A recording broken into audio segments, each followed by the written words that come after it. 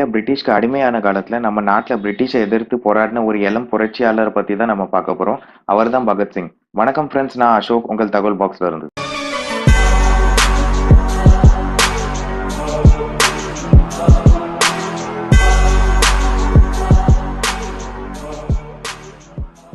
பகத்சிங் என்னைக்காவது நம்ம நாடு சுதந்திரம் அடையும்னு கனவு காண்டிருக்காரு. ஆனா அவரோட துரதிர்ஷ்டமோ என்னமோ அவர் இறந்ததுக்கு பிறகுதான் அவரோட கனவு பழச்சிருக்குன்னு சொல்லலாம். அந்த இளம் புரட்சியாளரோட தகவலை தான் நம்ம இந்த வீடியோல பார்க்க போறோம். 1907 வருஷம் பிரிட்டிஷ் அரசாங்கமை எதிர்த்து இந்தியா தொழிலாளர் வர்க்கம், விவசாய வர்க்கம் நேரடியா போராட்டத்துல ஈடுபட ஆரம்பிச்சாங்க. அப்படியே அவங்க பஞ்சாப்ல ஆரம்பிக்கப்பட்ட அந்த சிறிய போராட்டம் இளைஞர்கள், மாணவர்கள் எல்லாரும் சேர்ந்ததுனால பெரிய போராட்டமா வெடிச்சது. அந்த போராட்டத்துல ஒரு பகுதியில பிரிட்டிஷால கைது செய்யப்பட்டவர் தான் கிஷன் சிங். சர்தார் கிஷன் சிங்க்கும் வித்யாபதிக்கும் பிறந்தவர் தான் பகத்சிங். பகத்சிங் 1907 வருஷம் செப்டம்பர் 28 பஞ்சாப்ல லாயல்பூர்ங்கிற ஒரு மாவட்டத்துல பாங்கா அப்படிங்கிற ஒரு கிராமத்துல பிறந்திருக்காரு. பகத்சிங் பிறந்த போதுதான் அவரோட அப்பா கிஷன் சிங் ஜெயில இருந்து விடுதலை ஆகுறாரு. பகத்சிங்கோட குடும்பம் நாட்டுப்பற்று உள்ள ஒரு சீக்கியர் குடும்பமா இருந்திருக்கு. பகத்சிங்கோட அப்பா கிஷன் சிங் அவரை ஒரு நாட்டுப்பற்று உள்ள ஒரு வீரனா வளர்க்கணும்னு ஆசைப்பட்டிருக்காரு. பகத்சிங்கோட தாத்தா அர்ஜுன் சிங் பகத்சிங்க ஒரு ஆன்மீகவாதியா வளர்க்கணும்னு நினைச்சிருக்காரு. சிறையில இருந்து வந்த கிஷன் சிங் பகத்சிங்னு பேர் வச்சிருக்காரு. பகத் அப்படின்னா அதிர்ஷ்டம் என்று பொருள்.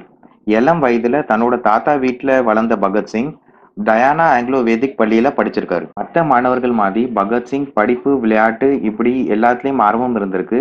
அது கூட அரசியல்ல இணை பிரியாத ஆர்வம் இருந்திருக்கு. பகத்சிங் தன்னுடைய இளம் வயதிலே உருது, பஞ்சாபி, ஆங்கிலம் போன்ற மொழிகளை கத்து தேர்ந்திருக்காரு. இளம் வயதான பகத்சிங்க்கு ஒரு சந்தேகம் வந்திருக்கு. ஏன் எங்க பார்த்தாலும் பொது கூட்டங்கள், போராட்டங்கள் நடக்குது? யார் இந்த பிரிட்டிஷ்காரர்கள்? அவங்க ஏன் இங்க வந்திருக்காங்க? எல்லாரும் எதுக்காக பிரிட்டிஷ்காரங்களை எதிர்க்காங்க?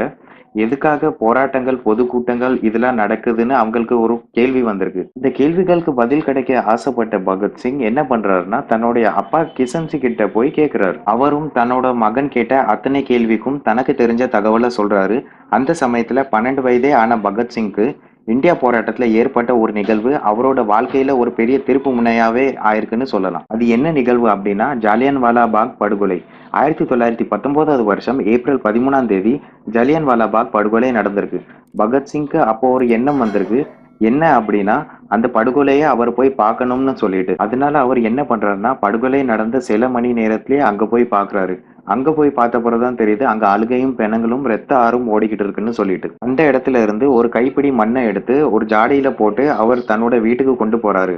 பகத்சிங்கை மட்டுமே தெரிஞ்ச ஒரு பையன் புரட்சியாளரா மாறின தருணம் தான் அது. ஜாலியன்வாலாபாக் படுகொலைக்கு எதிர்ப்பு தெரிவிக்கும் வகையில பல போராட்டங்கள் நடந்தது. அந்த சமயத்துல மாணவர்கள் கல்லூரிக்கு போகாமலும் வழக்கறிஞர்கள் நீதிமன்றத்துக்கு போகாமலும் இருந்திருக்காங்க. 1921 வருஷம் பிப்ரவரி 20 குருத்வாரா நானா சாஹிப்ல மக்களை திருப்பி கொன்னு குமிச்சாங்க.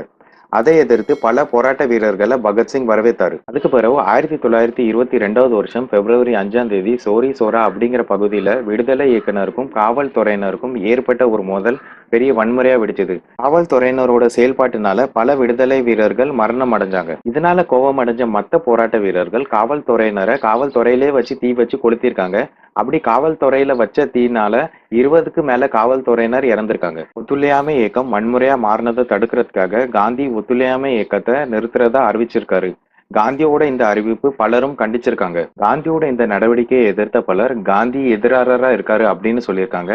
காந்தியோட இந்த செயல்னால பலர் காந்தி மீது வெறுப்பு கொண்டு பலர் அமைதி போராட்டத்துல இருந்து ஆயுதம் போராட்டத்துல இறங்கியிருக்காங்க. இவர் தேசிய போக்குகளுக்கு பேச்சு தான் பேசிட்டு இருக்காரு, இவர் நடவடிக்கையும் சரியில்லை அப்படின்னு சொல்லிட்டு இவங்க வீட்டுல என்ன பண்றாங்கன்னா பகத்சிங்க்கு திருமணம் செஞ்சு வைக்கலாம் அப்படின்னு சொல்லிட்டு திருமண ஏற்பாடு பண்றாங்க. ஆனா பகத்சிங் ஒரு கடிதத்தை எழுதி வச்சுட்டு வீட்டுல இருந்து வெளியே வந்துடுறாரு.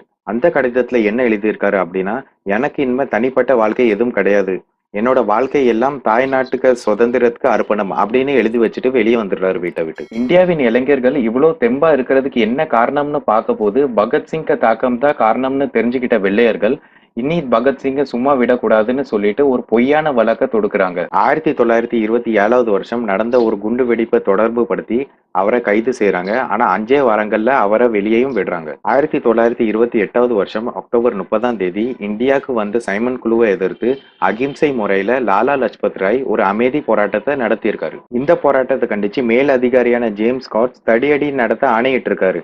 அதுவும் இல்லாம ஜேம்ஸ் ஸ்காட்ஸ் லாலா லஜ்பத் ராயை தாக்கியிருக்காரு.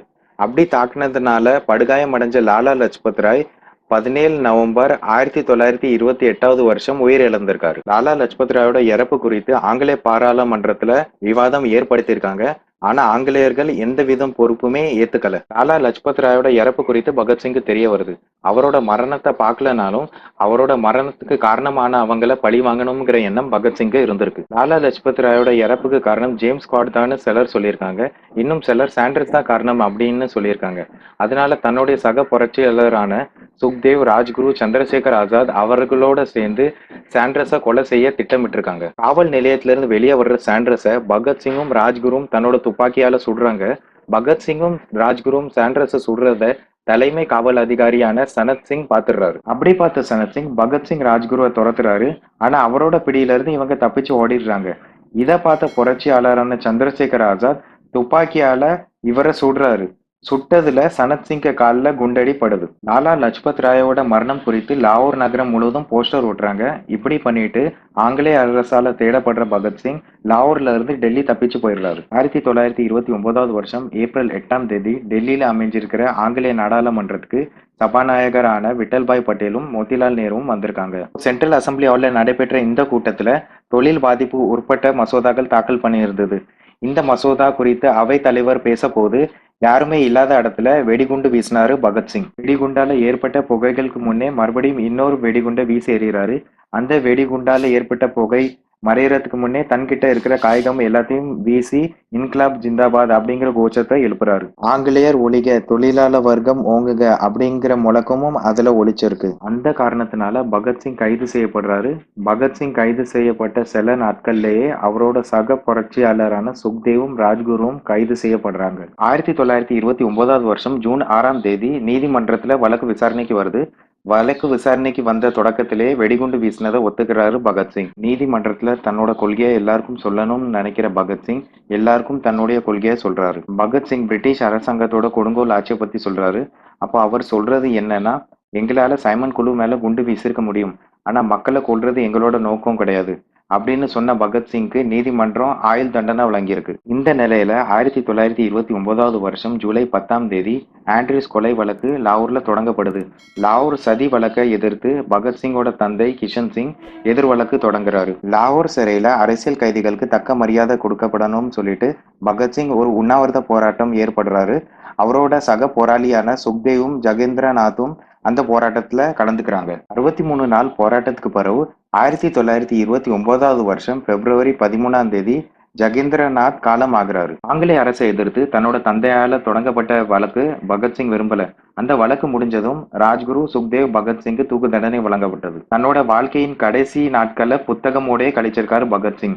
லாகூர் மத்திய சிறையில புரட்சியாளர்களை தூக்கில் இடுறதுக்கு குறிக்கப்பட்ட நாள் 1931 வருஷம் மார்ச் 23ஆம் தேதி. காவலாளிகள் பகத்சிங்கை தூக்கில் போடுறதுக்கு அழைச்சிட்டு வர போயிருக்காங்க. அப்படி காவலாளிகள் வரும்போது பகத்சிங் புத்தகத்தோட தான் இருந்திருக்காரு. அவர் கடைசி நாட்கள்ல படிச்ச புத்தகம் லெனினோட அரசும் புரட்சியும். இன்கிலாப் ஜிந்தாபாத் அப்படின்னு வீரமா சொன்ன பகத்சிங் தன்னோட 24வது வயசுல தூக்கில இடப்படுறாரு. கடுமையான போராளி, சிறந்த புரட்சியாளர், ஆங்கிலேயர் அரசுக்கு எதிராக போராடி தாய்நாட்டுக்காக மரணத்தை 24 வயசுல பெற்ற பகத்சிங் இந்த காலத்து இளைஞருக்கும் முன்னோடியா இருக்காங்கன்னு சொல்லலாம். உங்களுக்கு இந்த வீடியோ பிடிச்சிருந்தா லைக் பண்ணுங்க, ஷேர் பண்ணுங்க, மறக்காம சேனலை சப்ஸ்கிரைப் பண்ணி பெல் ஐக்கானை கிளிக் பண்ணுங்க. உங்களுக்கு இதே மாதிரி வீடியோ நான் கொடுத்துட்டே இருப்பேன். நான் அசோக், உங்கள் தகவல் பாக்ஸ்ல.